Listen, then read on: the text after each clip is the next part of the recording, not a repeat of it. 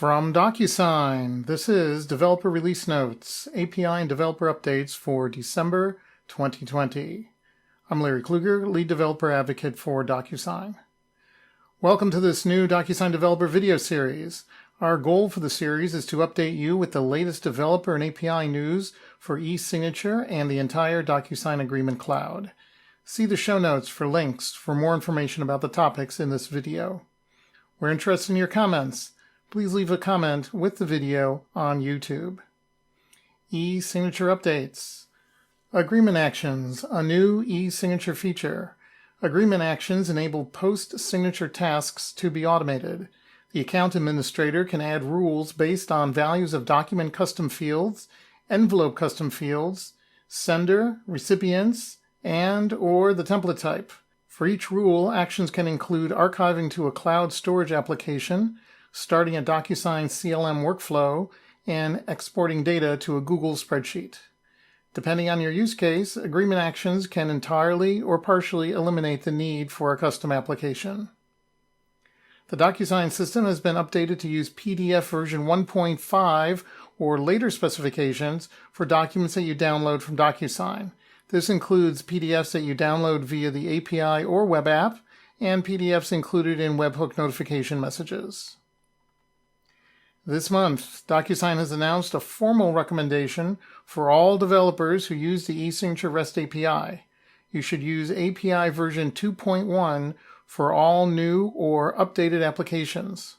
Also, all new or updated REST API applications must use OAuth for obtaining access tokens. eSignature REST API version 2 will continue to work for existing applications.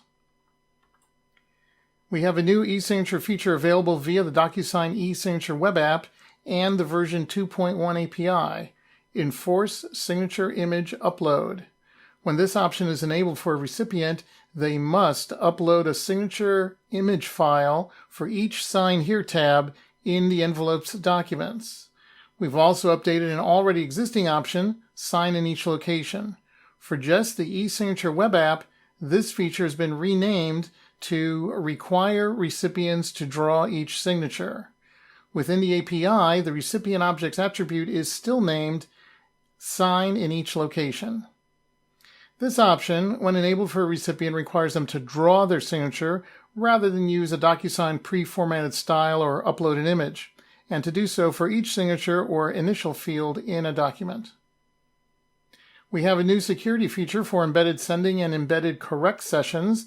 Users can no longer access the envelope's account by manipulating the DocuSign URL in the browser.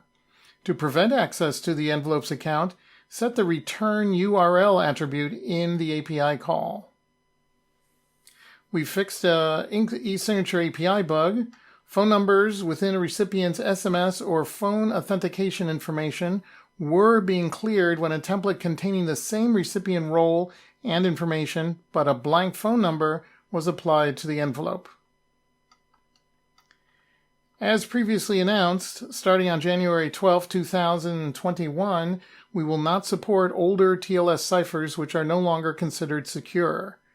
On June 9, 2021, we will end support for TLS version 1.1. See the article linked from the show notes for full details. New information for developers. We have a new DocuSign webinar on demand available for you. In this webinar, Marshall Nam, DocuSign's Director of Product Management for Salesforce, discusses and demonstrates the features of the new release. The webinar is hosted by our Senior Salesforce Advocate, Lauren Dunn. We've also released 3 new videos focused on the developer's Quick Start. The videos include demonstrations of using the Quick Start example launchers for Java and PHP. Check them out. That's it for this month. Please leave your comments about the video on YouTube. Stay up to date with DocuSign Developer Team by subscribing, watching, and reading our different developer content channels. And don't forget to check this video's show notes for links to all the subjects I've discussed today. Thanks for tuning in, and thank you for developing with DocuSign.